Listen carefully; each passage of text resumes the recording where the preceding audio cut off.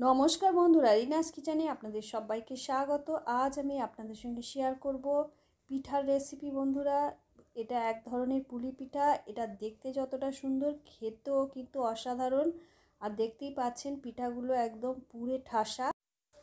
এই পিঠা আমি কিভাবে তৈরি করেছি আর কি কি উপকরণ ব্যবহার করেছি, সম্পূর্ণ ভিডিওটা দেখতে থাকুন বন্ধুরা। ভিডিওটা ভালো লাগলে অবশ্যই একটা লাইক করবেন আর চ্যানেলটা সাবস্ক্রাইব করে পাশে থাকবেন।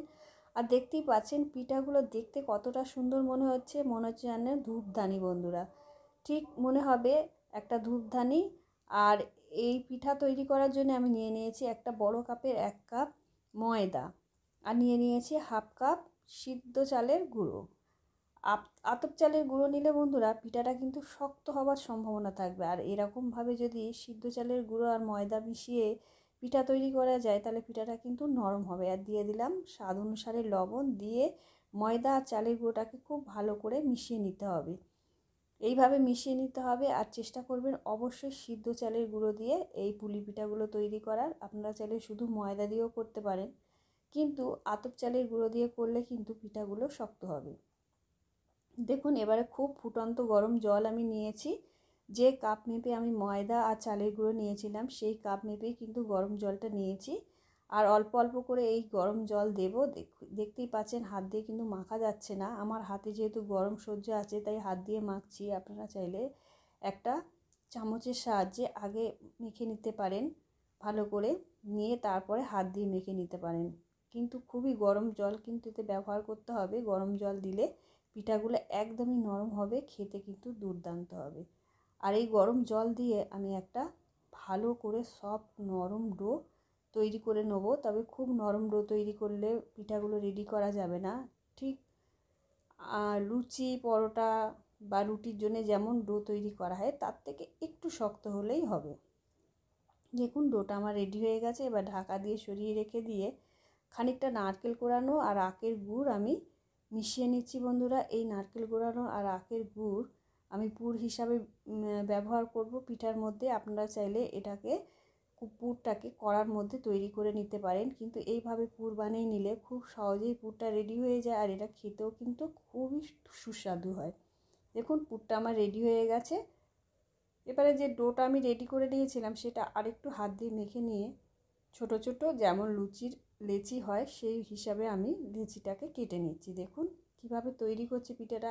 আমি একটা পার্ট তৈরি করে নিয়েছি পুর ভরা পর্যন্ত। দেখুন কিভাবে তৈরি করে নিয়েছি। এবারে আমি বেলে নেব। একটা ছোট লেচি কেটে নিয়েছি লুচির আকারে। খুব বেশি পাতলাও হবে না বেলাটা, আর খুব বেশি মোটাও হবে না। যেমন আমরা রুটি তৈরি করি সেই তার থেকে একটু মোটা হলে ভালো, পাতলা যাতে না হয়। দেখুন, এবার একটা যে কাপটা ব্যবহার করেছিলাম আমি সেই কাপ দিয়ে কিন্তু মেপে কেটে নিলাম। নিয়ে ঠিক মুখে বলে বোঝানো যাবে না, আপনারা ভালো করে ফলো রাখুন কিভাবে আমি ডিজাইনটা তৈরি করছি। এইভাবে একটু জল দিয়ে দিতে হবে, নাহলে কিন্তু আটকাবে না। গ্লাস মেপে যে আমি কেটে নিয়েছিলাম লেচি থেকে, লেচির যে অংশটা সেটাই কিন্তু এর মধ্যে জয়েন করে দিলাম।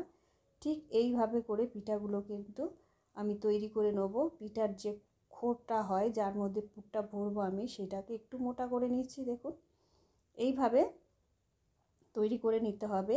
এটা কিন্তু দেখতে মনে হচ্ছে খুব একটা সময় কিন্তু লাগে না, মনে হচ্ছে যেন অনেকটা সময় লাগবে, তবে নয়। 3টে এরকম ছোট ছোট লেচি করে নিলেই হবে, একই মাপের কেটে নিলেই হবে কাপ দিয়ে। তাতে খুব সহজেই কিন্তু এই পিঠাগুলো রেডি হয়ে যাবে। আর এক একটা পিঠা কিন্তু বেশ বড় সাইজের হবে, তাই দুটো পিঠা খেলেই কিন্তু মন ভরে যাবে বন্ধুরা এই রকম পিঠা। দেখুন, আবার একটা আমি তৈরি করে দেখিয়ে দিচ্ছি। এইভাবে পুরটা দিয়ে দিয়েছি আমি। এবারে ওপরের অংশটাকে আমি তৈরি করে দেখাবো কিভাবে করেছি। আবারও তার জন্য আমি এইভাবেই দুটো লেচি করে নেব। একটা লেচি দিয়ে নিচের পাটটা হবে, আর দুটো লেচি দিয়ে ওপরের যে ফুলটা আমি রেডি করেছি সেই ওপরের পাটটা হবে। বন্ধুরা দেখুন, এইভাবে আবারও আমি একটা দেখিয়ে দিচ্ছি। এইভাবে তৈরি করে নিতে হবে। পিঠের খোরটা যেমন পুলি পিঠের খোর আমরা তৈরি করে নিই সেইভাবে। আর একটা ছুরির সাহায্যে আমি তুলে নিচ্ছি যাতে ভেঙে না যায়। আর অল্প করে দিয়ে দিচ্ছি চালের গুঁড়ো ছড়িয়ে, যাতে এটা নিচে আটকে না যায়। দেখুন এবারে দিয়ে দিলাম পুর, নারকেলের যে পুরটা আমি রেডি করেছিলাম। এইভাবে আমি সমস্ত পিঠাগুলো আগে রেডি করে নেবো, নিয়ে এইরকমভাবে একটা ডিজাইন করে দেবো। ডিজাইনটা দেখে মনে হচ্ছে যেন ধূপদানি। দেখুন বন্ধুরা, আপনাদের কি মনে হচ্ছে অবশ্যই কমেন্টে জানাবেন।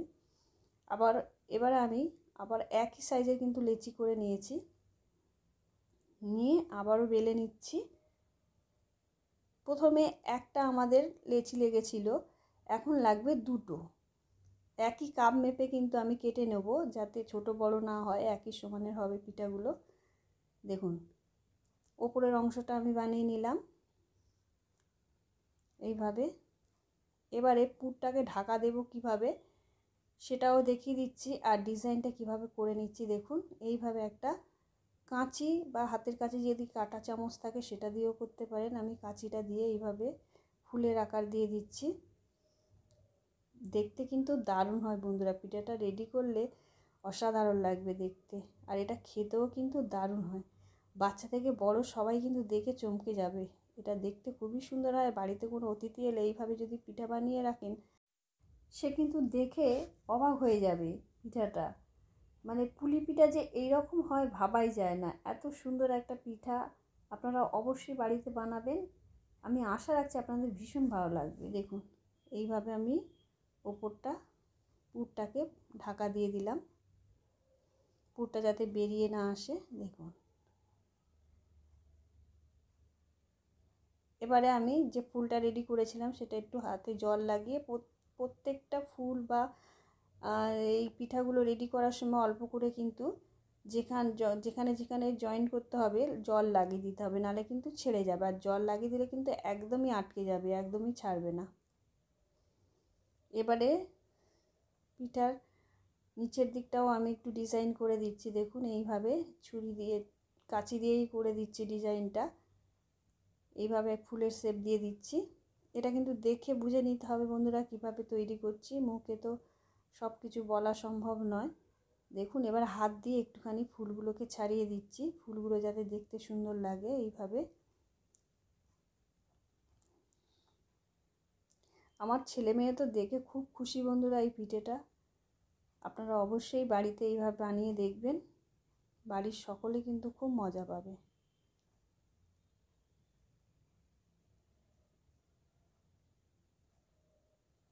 দেখুন এইভাবে পিঠাগুলোকে আমি রেডি করে নিয়েছি।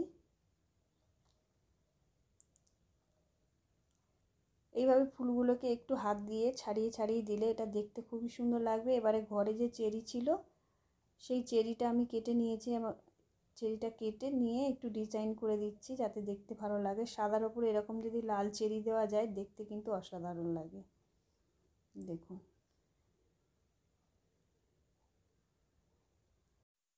এবারে একটা টুথপিক দিয়ে আমি এইভাবে ছিদ্র করে দিচ্ছি, ঠিক যেমন ধূপদানিতে ছিদ্র থাকে, ঠিক মনে হচ্ছে যেন একটা ধূপদানি। দেখুন বন্ধুরা